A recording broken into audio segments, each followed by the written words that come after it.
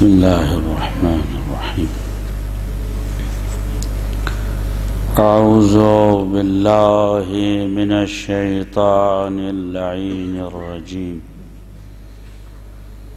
بسم الله الرحمن الرحيم. الحمد لله رب العالمين بارئ الخلائق أجمعين الذي بعد فلا يرى قرب فشهد النجوى رب الآخرة والأولى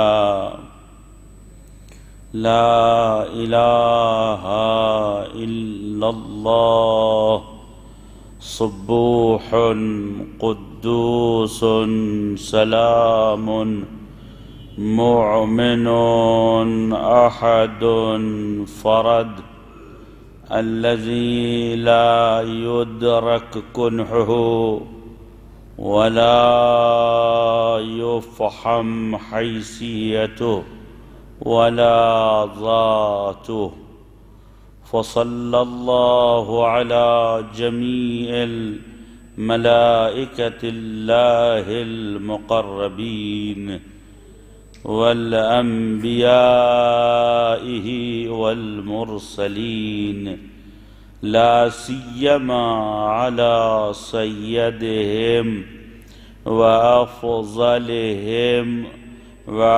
وعورهم حسبا ونصبا وعظا وبقارا مولانا مولى الثقلين نور إله العالمين جد الحسن والحسين مولانا أبو فاطمة أبي القاسم محمد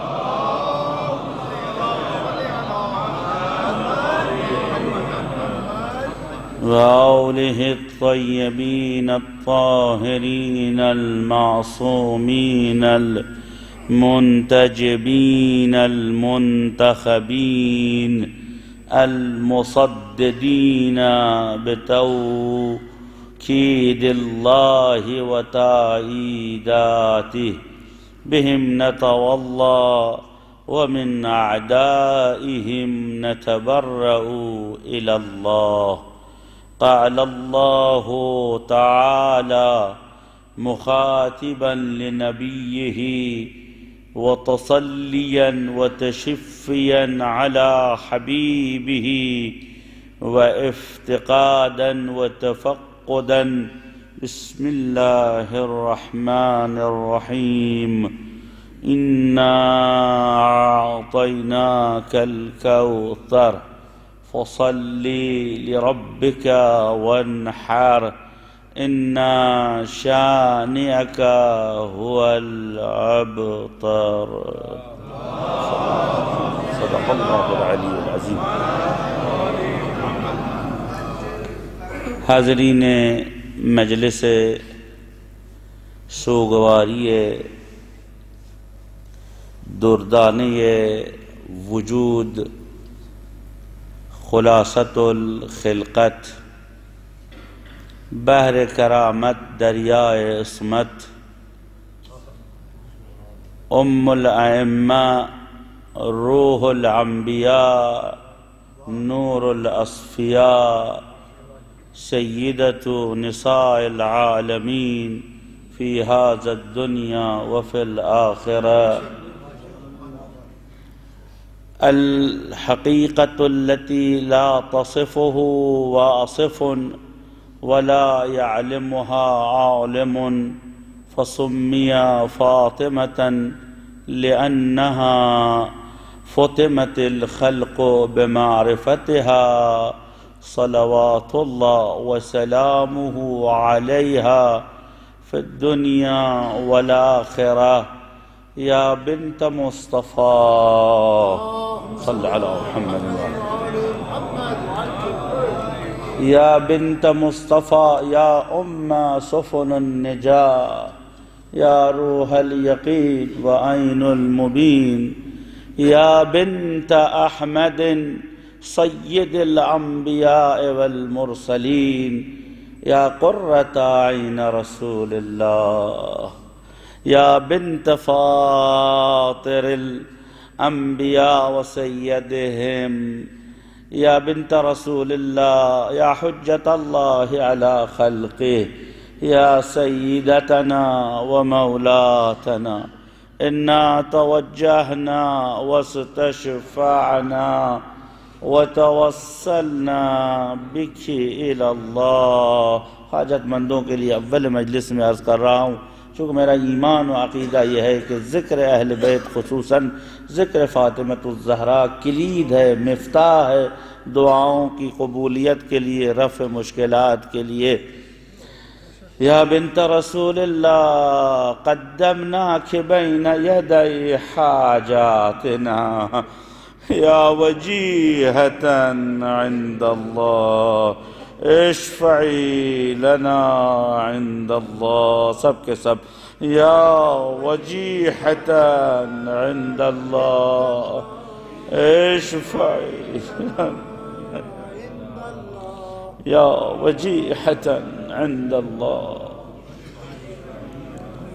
ایام شہادت بی بی سلام اللہ علیہا ہے، اور آپ حضرات سے گزارش ہے کہ جن مباحث کو میں کرنے والا ہوں بحول قوہ الہی و بتوفیق و عنایت صاحب الزمان عجل اللہ تعالی فرجہ الشریف،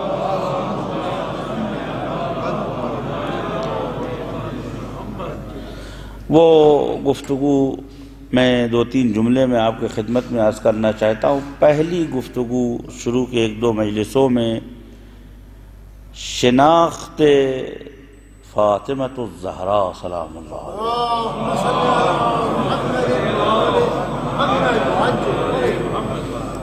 گرچہ بی بی کا پہچاننا، بی بی تک کی حقیقت و کنہ تک پہنچنا ناممکن ہے، لیکن اہل بیت علیہ السلام نے کچھ راستے اور کچھ طریقے بیان کیے ہیں جس کے ذریعے سے ہم تھوڑی سی معرفت اس وجود مقدس کے سلسلے میں پیدا کر سکتے ہیں، حاصل کر سکتے ہیں.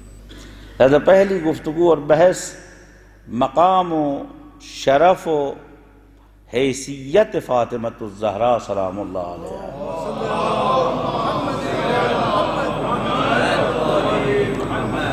دوسری گفتگو جو انشاءاللہ انجام پائے گی وہ بی بی زہرا سلام اللہ علیہا کے وجود کا مقصد وجود فاطمۃ الزہرا سلام اللہ علیہا. تیسری بحث جو ہوگی وہ جہاد فاطمۃ الزہرا سلام اللہ علیہا، بی بی کا سب سے مہم امر. اور چوتھی گفتگو جو ہوگی فاطمۃ الزہرا آئینہ تربیت دین پروردگار صلوات بر محمد و آل محمد.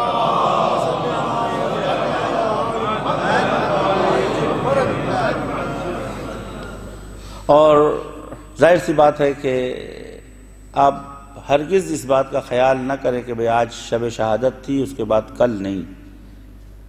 پہلی بات تو یہ ہے کہ یہ ایسا غم ہے، غم بی بی زہرا کی بات کر رہا ہوں میں، ایسا عظیم غم ہے کہ جس کی تیزی، جس کی حدت، عربی زبان میں حدت کہتے ہیں چاقو کی دھار کو، جس کی حدت کبھی کم نہیں ہوگی. ایک شخص آیا امام محمد باقر علیہ السلام کی بارگاہ میں،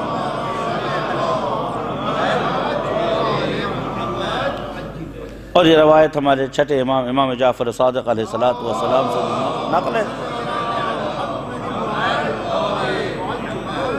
جس میں پاک امام فرماتے ہیں کہ کسی نے پوچھا یا ابن رسول اللہ، کیا مولا کے آنے سے آپ کے غموں کا ازالہ ہو جائے گا؟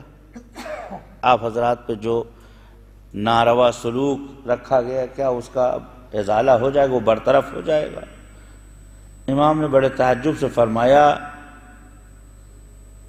امام کے آنے کو تو دور کی بات ہے، قیامت کے دن بھی ہمارے اس غم کا مداوع نہیں ہو سکتا ہے۔ یعنی قیامت آئے گی، حساب کتاب ہوگا، لیکن وہ درد و علم جو سینے پیغمبر گرامی اسلام میں ہے اور جو تمام ائمہ طاہرین کو ہے وہ کبھی پورا۔ ساری دنیا حسین ابن علی کو روتی ہے، حسین ابن علی فاطمۃ الزہرا کے لیے گریا کرتے ہیں، اور سینکڑوں ایسی احادیث ہیں۔ انشاءاللہ وقت رہا تو میں آپ خدمت میں عرض کروں گا، اور ظاہر سے آپ جانتے ہیں کہ حضور سرور کائنات کی وفات شہادت کے بعد، حضور سرور کائنات کی شہادت کے بعد جو ظلم جو ستم آپ پہ ڈھائے گئے وہ شاید دو تین جملوں میں ہم آپ سنتے ہیں، لیکن حقیقت کیا ہے اس کی ہم آپ نہیں سمجھ سکتے۔ لیکن یاد رکھیے کہ کہتے ہیں کہ حضور سرور کائنات کی وفات کے بعد سے یا 40 دن یا 75 دن یا 90 دن یا 120 دن، لیکن زیادہ سے زیادہ جن روایتوں پر علماء کا زور یہ ہے کہ وہ 75 دن سے لے کے 90 دن کے درمیان بی بی کا وجود اس دنیا سے اس دنیا تک منتقل ہو گیا۔ یہ پورا یعنی 28 صفر سے لے کر 3 جمادی الثانی تک ہر روز کربلا اور قیامت تھی، ہر روز کربلا اور قیامت تھی۔ انشاءاللہ مسائل میں 2-3 جملے عرض کروں گا آپ کو، لہذا یہ نہ سمجھیے، اور الحمدللہ خوش نصیب ہیں آپ حضرات کہ اس سرزمین پر کہ 8 دن تک آپ یہاں مجلسیں کریں گے، اس کے بعد دوسرے ایام میں بھی اس فرصت کو فائدہ اٹھائیے۔ یقین مانیے کہ اور دوسری جگہوں پہ بھی حقیر کی نوکری لگنے والی تھی، لیکن آپ کا حسن استماع مجھے یہاں کھینچ لایا۔ ایک صلوات پڑھے محمد وآل محمد۔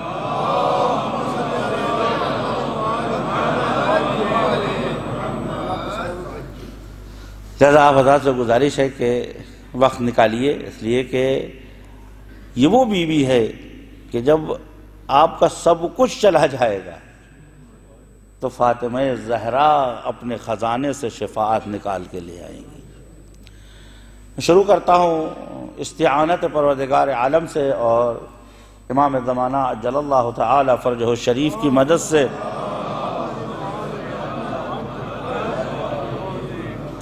اور اس ساری مجلس کو میں ہدیہ کرتا ہوں اہدی الی سیدی و مولائی شہیدا ما فتح عینائہ والدنیا قتلتہ واسقطت من رحم امہ۔ میں اس شہید کو ان مجلسوں کو ہدیہ کر رہا ہوں جس نے ابھی آنکھ بھی نہیں کھولی تھی اور دنیا نے اسے اس دنیا میں نہیں آنے دیا، حضرت محسن سلام اللہ علیہ۔ سورہ مبارک کوثر قرآن مجید کا سب سے مختصر سورہ ہے، اختصر السور، سب سے زیادہ مختصر سورہ قرآن میں، اس سے چھوٹا سورہ قرآن میں نہیں ہے، اور یہ اتنا عظیم ہے اپنے معانی کے اعتبار سے، اپنے مفاہیم کے اعتبار سے، کہ یہ سورہ دیکھنے میں چند سطروں اور لائنوں پر مشتمل ہے، لیکن جب اس کے حقائق میں ڈوبو تو ایسا لگتا ہے کہ قرآن کا سب سے بڑا معجزہ یہی سورہ مبارک ہے۔ اور اس سورہ کی عظمت کے لیے یہی کافی ہے کہ علماء ادب، علماء بلاغت و فصاحت مثل جوہری، مثل قاضی عضد الدین عیجی، مثل فخر الدین رازی، مثل امام ابی عمرو کشاف الرازی، شیخ لطف الدین لطیفی قشیری، جلال الدین سیوطی و دیگر علماء جو ماہرین فن ہیں، فن ادب اور فن عرب کے، وہ اس سورے کے مقابلے میں انگشت بدندہ ہیں۔ انہوں نے لکھا ہے کہ خانہ کعبہ کے ارد گرد 7 قصیدے معلق تھے، آویزان تھے، لٹکے ہوئے تھے، اور ان کو کہا جاتا تھا 7 معلقہ، یعنی 7 ایسی سندیں، ایسی سرٹیفکیٹس، ایسی مہر زدہ ادبی شاہکاریں کہ خانہ کعبہ میں ٹانگا ہوا تھا۔ لوگ جو زیارت کرنے آتے تھے اس کی قرأت کرتے تھے، مطالعہ کرتے تھے، اور ان شعراء کے ادب اور حسن بیان کو سراہتے تھے۔ آپ جانتے ہیں کہ دنیا لسانیات میں، زبان کے معاملے میں، کوئی بھی زبان عربی سے بڑی اور افضل زبان نہیں ہے۔ لہذا بعض لغت کی کتابوں میں یہ ہے کہ لا یحیط علیہا الا من کان نبیا او وصی، اس زبان پر کمانڈ صرف وہی حاصل کر سکتا ہے جو نبی ہو یا وصی ہو، اور اتنی وسیع زبان ہے کہ آپ اگر ان کی لغات کو تلاش کریں تو کم سے کم عربی لغت ڈکشنری کہ جو والیومز ہیں، کم سے کم 2000 جلدیں ہیں جو صرف عربی لغت کے سلسلے میں لکھی گئی ہیں۔ البتہ اس بات کا خیال رہے کہ عربی قرآن سے پہلے صفر تھی، عربی قرآن سے پہلے کوئی حیثیت نہیں رکھتی تھی، قرآن نے اسے لاجواب بنایا ہے، وحی نے اسے لاجواب بنایا ہے۔ اور کہتے ہیں کہ سب سے پہلے جس نے اس زبان کا اول من عرب لسانہ وہو اسماعیل علیہ السلام، سب سے پہلے جس نے اس زبان کا تکلم کیا وہ حضرت اسماعیل علیہ السلام۔ لہذا یہ زبان عام انسانوں کی نہیں ہے، یہ زبان انبیاء کی ہے۔ عربی بول لینا الگ ہے، عربی کے اندر شاہکار ایجاد کرنا الگ بات ہے۔ دنیا میں ہزاروں عرب موجود ہیں، عرب موجود ہیں، لیکن کسی سے ایک سطر نہج البلاغہ جیسی بنانے نہیں بنتی، ایک دعا صحیفہ سجادیہ جیسی کسی سے نہیں بن سکتی، ایک خطبات امیر المؤمنین علیہ السلام جیسا کسی عرب کی زبان پہ جاری نہیں ہو سکتا، اس لیے کہ باقی جو لوگ ہیں وہ استعارتاً یعنی ادھار لے کے بولتے ہیں، اہل بیت جو ہے اپنے خزانے سے زبان عربی کا تکلم کرتے ہیں۔ ایک صلوات پڑھتے ہیں محمد واؤ۔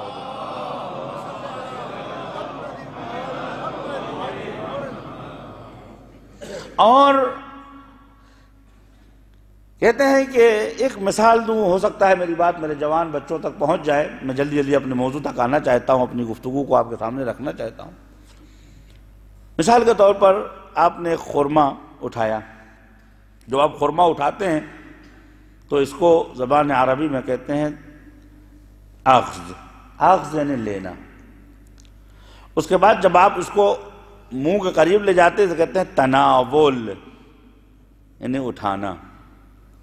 اس کے بعد جب آپ اس کو منہ میں رکھتے ہیں تو اسے کہتے ہیں وضع یعنی رکھنا۔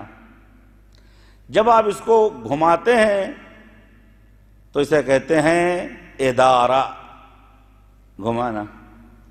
جب آپ اس کو زبان کے نیچے دبا کر اس کا میٹھا شربت چوستے ہیں تو اس کو کہتے ہیں ولوک۔ اس کے بعد جب اس کو آپ چباتے ہیں تو اس کو کہتے ہیں مضغ۔ چبانے کے بعد جب اس کے اندر آپ کا لعاب دہن ارادہ پروردگار عالم سے ملتا ہے تو ایک خمیر بنتا ہے، ایک لیکوڈ بنتا ہے جس کو عرب کہتے ہیں نازغ۔ اس کے بعد جب آپ اس کو حلق تک لے آتے ہیں، حلق سے گزارتے ہیں تو کہتے ہیں بلع۔ جب آپ کے معدے میں پہنچتا ہے اور ہضمی کیفیت شروع ہوتی ہے تو اس کو عرب کہتا ہے ہضم۔ اس کے بعد جب آپ کو اس کے فائدے ہوتے ہیں، اس کی انرجی آپ کے بدن میں جذب ہوتی ہے تو اس کو کہتے ہیں میریہ۔ اس کے بعد جب آپ خورما اٹھا کے باہر پھینکتے ہیں تو عربی میں کہتے ہیں لفظ، یعنی پھینکنا۔ کسی نے پیر سے ٹھوکر مار دی اسے کہتے ہیں ضرب، کسی نے اٹھا کے زمین میں گاڑ دیا اسے کہتے ہیں حرس، کسی نے پانی ڈال دیا اسے کہتے ہیں غرس۔ عزیزوں، کم سے کم 70 سے 80 مفہوم صرف ایک جملے سے نکلتا ہے۔ تو یہ ہے وہ عظیم زبان کہ جس کو اللہ تعالیٰ نے اپنے نبی کے لیے باعث شرف و کرم بنایا، اور مولا و آقا امیر المؤمنین علی ابن ابی طالب علیہ السلام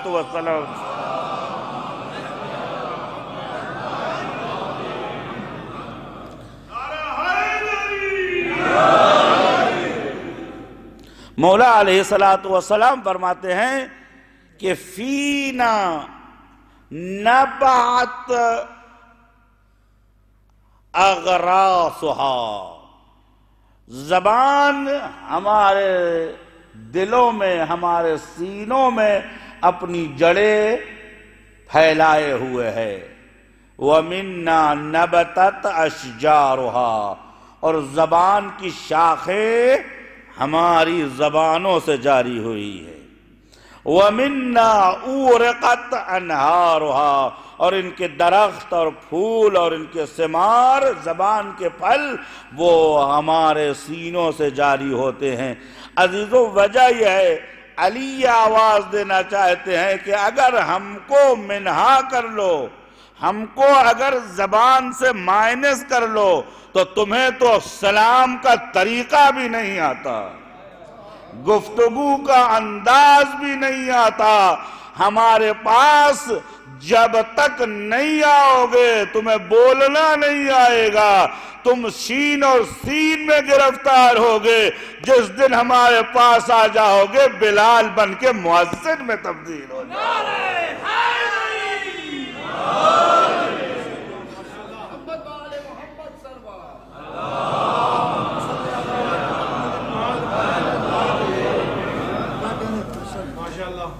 کہتے ہیں کہ حاکم شام کے دربار میں ابن سحنون، جو عرب کا سب سے مشہور خطیب تھا، اس نے ظہر سے لے کر عصر تک خطبہ دیا، یعنی تقریباً 3-3.5 گھنٹے گفتگو کی۔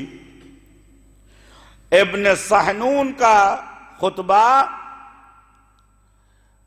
ابن ابی الحدید معتزلی شافعی نے شرح نہج البلاغہ میں رکھا، اور اس کے بعد خطبہ غرہ، یعنی جس کو قاصعہ کہا جاتا ہے، امیر المومنین علیہ السلام کا خطبہ سامنے رکھا۔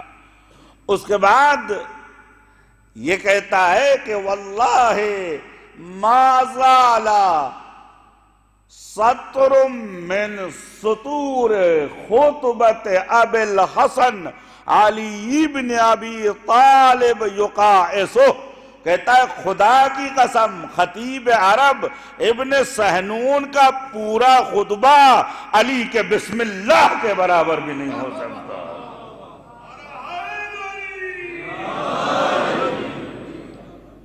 علی علیہ السلام کے بسم اللہ کے برابر بھی نہیں ہو سکتا۔ اس کے بعد ابن ابی الحدید معتزلی شافعی یہ کہتا ہے واللہ قد قرأت اکثر من 50 مرۃ بل 1000 مرہ، کہتا ہے کم سے کم 1000 بار میں اس خطبے کا مطالعہ کر چکا ہوں، لیکن جب پڑھنے بیٹھتا ہوں معنی کا ایک نیا سبق شروع ہو جاتا ہے۔ ایسا لگتا ہے کہ میں نے اسے پڑھا ہی نہیں۔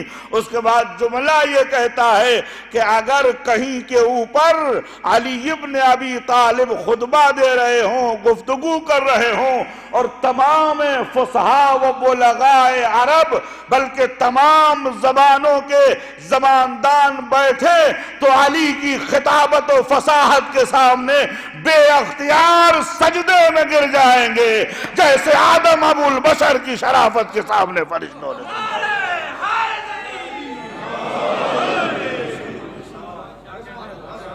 ایک صلوات پڑھیں محمد و آل محمد۔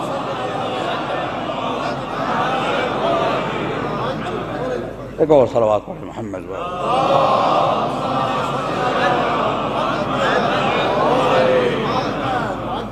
تو یہ زبان افتخار اہل بیت علیہم السلام ہے۔ پوری دنیا عربیت کو چھاننے کے بعد جہاں تک چاپی اور ایڈیشنز موجود ہیں، یہ یقین سے کہہ سکتا ہوں کہ اگر آل محمد کا ذخیرہ زبان عرب سے نکال لیا جائے تو زبان عرب میں اشعار کے علاوہ، بھونڈے پن کے علاوہ کچھ نہیں بچے گا۔ یہ وہ کلمات ہیں کہ جس کی عظمت کے سامنے تمام فصحاء اور بلغاء گم ہیں۔ اور عزیزو کمال یہ ہے کہ زبان قرآن زبان عرب نہیں ہے، زبان قرآن زبان بنی ہاشم ہے۔ لہذا پیغمبر گرامی اسلام صلوات اللہ وسلامہ علیہ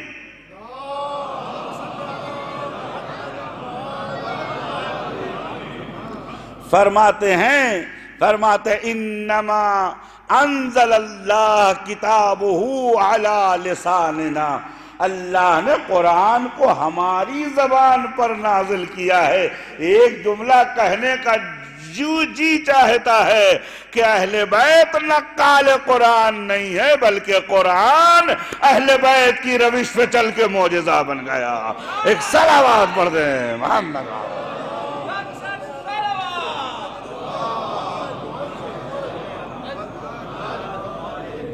ایک اور صلوات پڑھ دیں محمد وعلی۔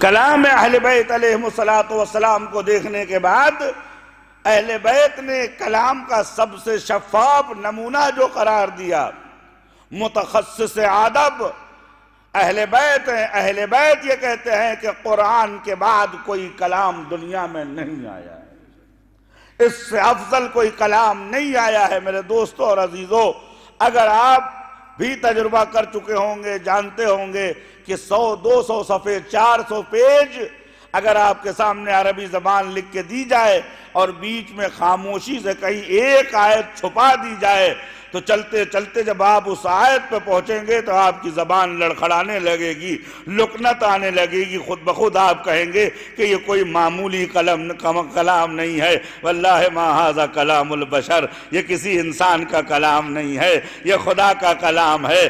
ابھی تک زبان روانی سے چل رہی تھی، زبان کو لرزہ طاری ہو گیا، لکنت طاری ہو گیا، اب ذہن اور عقل ہوشیار ہو گئی کہ یہ کوئی معمولی کلام نہیں ہے۔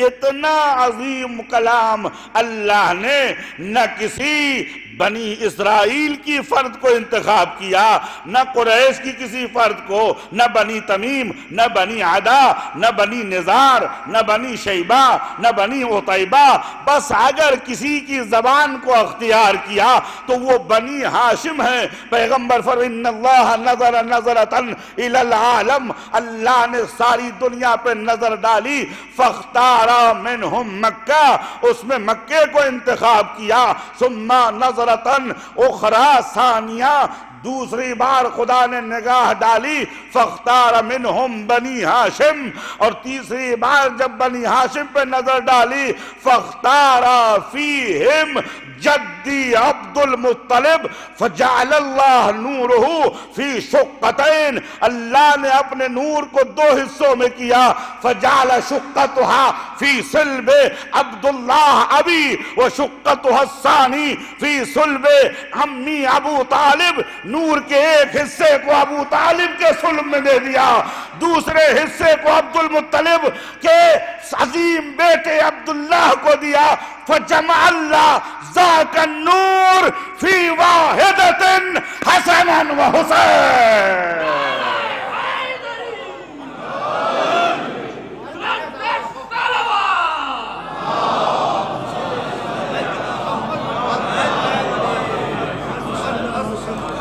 اللہ نے اس نور کو جو عبد المطلب کے دو بیٹوں میں پھیل چکا تھا، یعنی نور علی اور نور نبی، اللہ نے مرج البحرین یلتقیان، دو سمندروں کا جو ملاپ کیا، یخرج منہم اللؤلؤ والمرجان، امام صادق فرماتے ہیں لؤلؤ امام حسن ہے، مرجان امام حسین ہے۔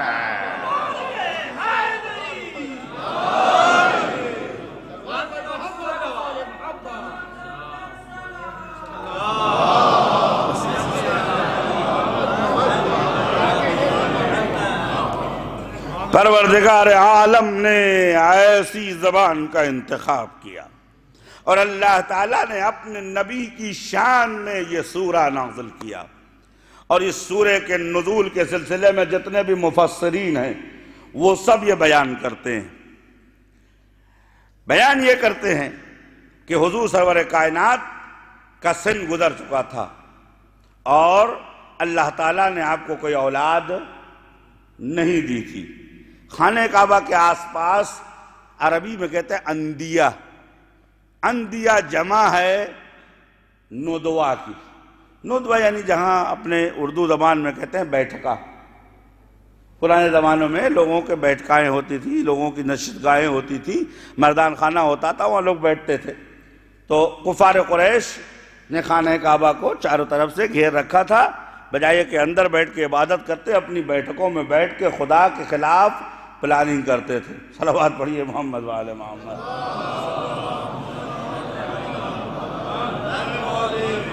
ایک اور صلوات پڑھ دے محمد وآل۔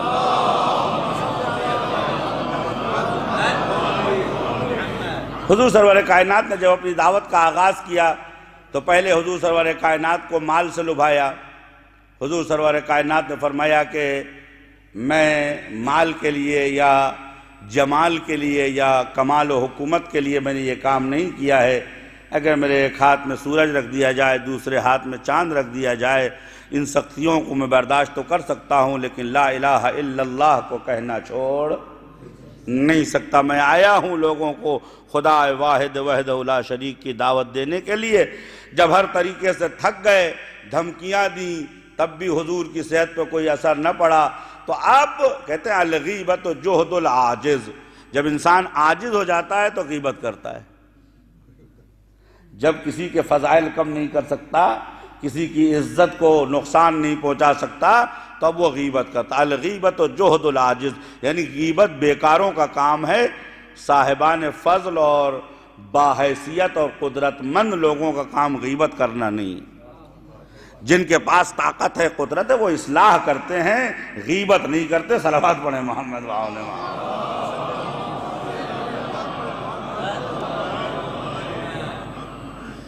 تو میرے دوستوں اور عزیزوں، میرے بزرگ اور میرے بچے جو میرے سامنے بیٹھے ہیں، کہتے ہیں کہ انہوں نے حضور سرور کائنات کو دیکھا تو اب حضور کی برائیاں کرنا شروع کیا۔ جیسے ہی حضور کو دیکھا تو عمرو بن عاص بن وائل سہمی نے دیکھا، تو دیکھنے کے بعد کہا وَقَدْ جَاءَكُمُ الْأَبْتَرُ، العیاذ باللہ وہ آ رہا ہے کہ جس کے پاس کوئی نسل و اولاد نہیں ہے۔ اتنی دیر میں امیہ بن حرب نے یہ کہا کہ اِنَّهُ سَيَمُوتُ فَنَسْتَرِيهُ مِنْهُ، ان کی عمر بھی اچھی خاصی ہو چکی ہے، یہ 50 52 55 کے قریب ہو چکے ہیں اور ان قریب یہ اس دنیا سے چلے جائیں گے. ان کے جانے کے بعد ہم چین سے رہیں گے. تیسرے نے دوسری بھکتی کسی آپ کے وجود کے اوپر کہ انما المار یدفن بدفن من لیس له ذریۃ ولا عقب، جس کے کوئی اولاد نہیں ہوتی، ذریت نہیں ہوتی، اس کے آنکھ بند ہونے سے اس کا نام بھی مٹ جاتا ہے، اس کا چراغ بھی گل ہو جاتا ہے، وہ ختم ہو جاتا ہے. سب نے یہ لکھا ہے. اس کے بعد حضور سرور کائنات بیت خدا میں داخل ہوئے. حضور سرور کائنات نے کیا کہا نہ میں جانتا ہوں نہ آپ جانتے ہیں، کوئی نہیں جانتا. یہ عبد و معبود کے درمیان کی گفتگو تھی. لوٹ کے آئے. آنے کے بعد حضور سرور کائنات کے اوپر جبرائیل نازل ہوئے. فرمایا اللہ نے آپ کو سلام پہنچایا ہے اور آپ کو یہ تحفہ اور ہدیہ بھیجا ہے. بسم اللہ الرحمن الرحیم. انا اعطیناک الکوثر. میں آپ کو عطا کر رہا ہوں کوثر. ابھی تک میں نے ترجمہ نہیں کیا ہے. فصلی لربک وانحر. اگر آپ میری بات سمجھ جائیں تو آج کا مصاحب میں پڑھوں. انا اعطیناک الکوثر. ہم نے آپ کو کوثر، انشاءاللہ کل بیان کروں کوثر کہتے کسے. فصلی، جب ہم نے آپ کو یہ کوثر عطا کر دیا تو اب آپ کی ذمہ داری کیا ہے؟ فصلی لربک، آپ اپنے پروردگار کی عبادت فرمائیے. وانحر، قربانی دیجیے. البتہ یہ عام ترجموں میں ہے لیکن صحیح یہ ہے کہ ہمارے مولا و آقا امام جعفر صادق علیہ السلام فرماتے ہیں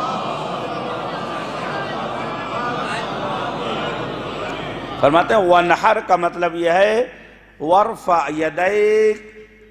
جب آپ نماز پڑھنے کھڑے ہوں تو ہاتھوں کو موضع نہر تک، یعنی جہاں کے اوپر شہرگ ہے شہرت تک بلند کیجئے. کہیے اللہ اکبر. خدا ہر چیز سے مہم ہے. قیمت اس کوثر کی یہ ہے کہ آپ خدا کے ہو جائیے. اس کوثر اور اس ہدیے کی قیمت یہ ہے فصلی لربک وانحر. اپنے خدا کے لیے نماز پڑھیے، قربانی دیجئے. اگر معمولی ترجمہ کی تب بھی کہے گی قربانی. اپنی شخصیت کی، اپنی ذات کی، اپنے کو خدا کے حوالے کر دیجئے. اِنَّا شَانِعَكَ هُوَ الْأَبْتَرُ. سارا اختلاف اسی 3 جملے میں اللہ نے حل کر دیا. میں آپ کو کوثر دے رہا ہوں، اب آپ کو پریشان ہونے کی ضرورت نہیں ہے. جائیے اللہ اللہ کیجئے. نہیں، میری بات آپ تک نہیں پہنچی. اِنَّا اعْطَيْنَاكَ الْكَوْثَرَ، میں آپ کو الکوثر دے رہا ہوں، بہت مخصوص تحفہ دے رہا ہوں. فَصَلِّ لِرَبِّكَ وَانْحَرْ. جائیے اللہ اللہ کیجئے، عبادت کیجئے، خدا کی بارگاہ میں رہیے. اِنَّا شَانِعَكَ هُوَ الْأَبْتَرُ.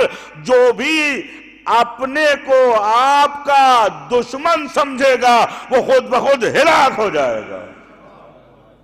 اس کا مطلب یہ ہوا کہ صیانت ذات محمد کے لیے صرف اور صرف کوثر کی ضرورت ہے. ذات پیغمبر کی حفاظت، مکتب پیغمبر کی حفاظت، دین پیغمبر کی حفاظت، قرآن پیغمبر کی حفاظت، سیرت پیغمبر کی حفاظت کے لیے اللہ نے ایک ایسا تحفہ بھیجا ہے جس کے بعد رسول کو پریشان ہونے کی ضرورت نہیں ہے. اس آیت و سورے کا اتنا ہی مطلب کم سے کم ہم سمجھ سکتے ہیں کہ جو کوثر ہے اس کا شکریہ عبادت ہے اور اس کا نتیجہ ابتر ہونا ہے دشمنان پیغمبر کا. اب سمجھ میں آیا جب تک دنیا میں کوثر باقی رہے گا، جب تک دنیا میں کوثر باقی رہے گا، جب بھی کوئی شانی یعنی دشمن پیغمبر کی جانب انگلی اٹھائے گا تو یہ کوثر اسے ابتر کر دے گا. اب ذرا مجھے پھیلانے دیجئے. جب بھی شام سے کوئی محمد پہ انگلی اٹھائے گا حسین کوثر بن کے کاٹ لے گا.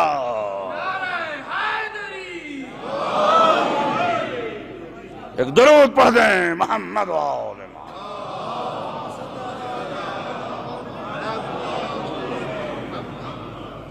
یہ کوثر ہے کہ جسے اللہ نے حفاظت دین کے لیے بھیجا ہے۔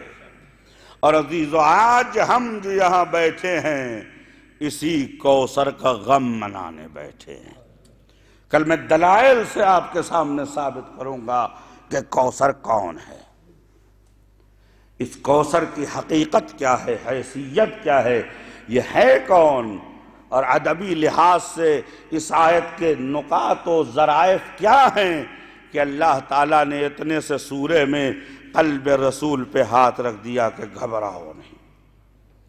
بھئی اتنا سمجھ لیجئے کہ روایات فریقین میں یہ روایت لکھی ہوئی ہے، چھٹے امام سے بھی نقل ہے، اور صحیح بخاری میں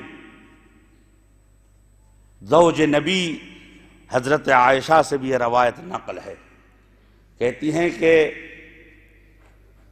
کانا اذا دخلت، کانا اذا دخلت، یہ ایک بار کی بات نہیں ہے، جب بھی،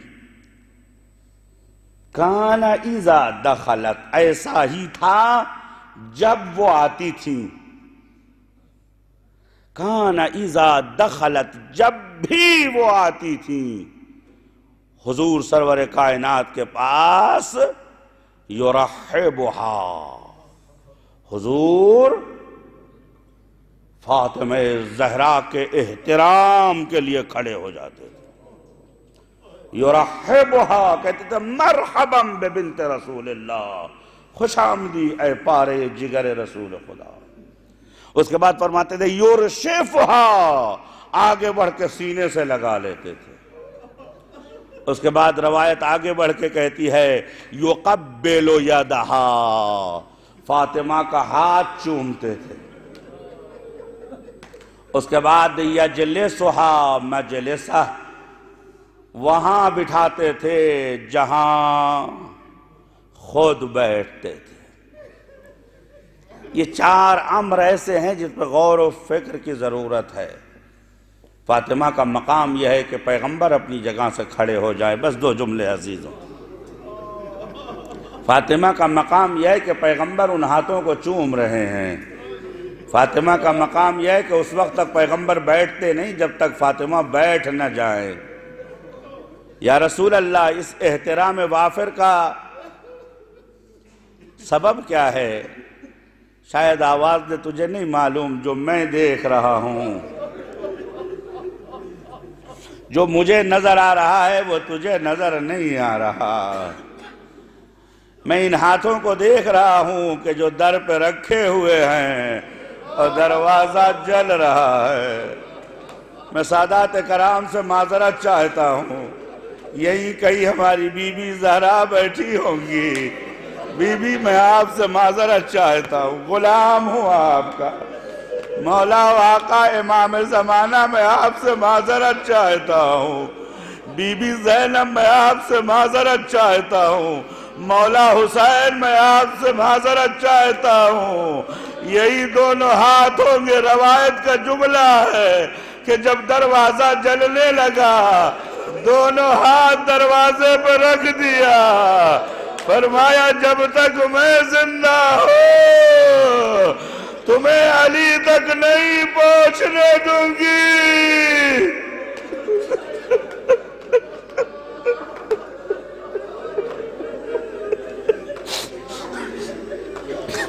دروازہ جلتا رہا۔ علامہ مجلسی فرماتے ہیں وَهِيَا مَا بَيْنَ جَوَانِحَةِ النَّارِ، آگ کے شعلوں کے درمیان مادر عصمت۔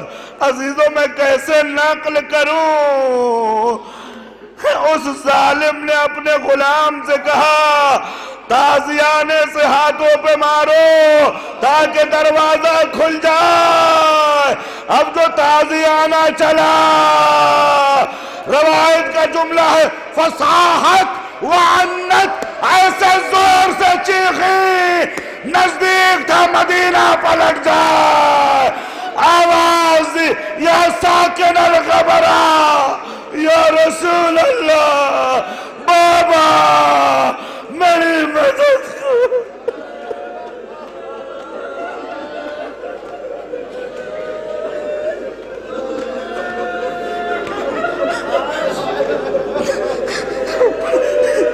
حاجت مندو حاجت لے کے اٹھنا. امام صادق فرماتے ہیں جب بھی دعا کرنا ہو ہماری ماں فاطمہ زہرا کا نام لے لو, تمہاری دعا رد نہیں کی جائے گی.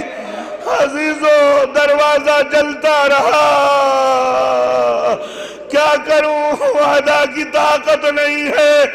فوکزا وکزتن علی الباب, زور کا دھکا دروازے پہ مارا, دروازہ اکھڑا, پسلیوں پہ گرا, ہڈیاں چٹ گئی, دروازے کی کیل سینے میں چبھی.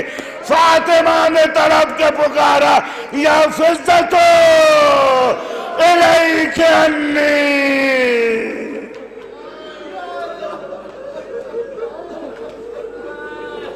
بس میری مجلس تمام ہو, بس 1-2 منٹ. اے فضا آؤ میری مدد کو آؤ. واللہ قتلت ما بین احشائی. فضا جلدی کرو میرا بچہ مر چکا ہے. فضا چھوٹے چھوٹے بچے ہیں عزیزوں. بس ایک جملہ انشاءاللہ کل کے مصائب کے لیے. کہتے ہیں جب گھر میں بچے کی ولادت ہونے والی ہوتی ہے نا تو بچوں کو بہت انتظار ہوتا ہے کہ آنے والے بھائی یا بہن کا دیدار کرے. ماں اپنے ہاتھوں سے بچوں کے لیے لباس تیار کرتی ہے. عزیزو فاطمہ کے گھر میں بھی محسن کی آمد کا انتظار تھا. امیر المومنین کی ایک حدیث ہے جن کو پڑھنے کے بعد سینے میں درد اٹھتا ہے. فرماتے ہیں جب بھی تم میں سے کسی کا بچہ دنیا میں آنے سے پہلے مر جائے تو اس کا نام رکھنا تاکہ قیامت کے دن وہ تمہیں پہچان سکے. اس کے بعد عزیزو ہاتھوں کو آنکھوں پہ رکھا جیسا کہ کما سما رسول اللہ محسنان, جیسے کہ رسول خدا نے میرے بچے کا نام محسن رکھا تھا. ارے یہ تو باپ تھے. ماں کے دل سے پوچھو, فضا سے کہے فضا ذرا جلدی کرو میرا محسن مارا گیا. فضا کہتی ہے بھاگی ہوئی آئی, بی بی کے چہرے پر غشی طاری ہو رہی تھی. بس ایک جملہ کہا فضا واللہ قتلت ولدی. اے فضا میرا بچہ مارا گیا. سیعلم الذین ظلموا ای منقلب ینقلبون الا لعنت اللہ علی قوم الظالمین. ربنا تقبل منا انک انت السمیع العلیم. آمین یا رب العالمین. خدا خیر و عافیت عنایت فرما. حاضرین کو روزانہ مجلس سوگواری فاطمہ زہرا میں آنے کی توفیق عنایت فرما. قلب مقدس امام زمان کو ہم سے راضی و خوشنود فرما. بحق محمد و آل محمد جو بیمار ہیں شفا کرم فرما. جہاں جہاں بھی اہل بیت کے چاہنے والے بستے ان کے جان و مال و آبرو و ایمان کی حفاظت فرما. خدا بحق محمد و آل محمد قلب مقدس بی بی زہرا سلام اللہ علیہا ہم سے خوشنود و راضی فرما. امام زمانہ کے ظہور میں تعجیل فرما. خدا بحق محمد و آل محمد حضرت محسن علیہ السلام کی شفاعت نصیب فرما.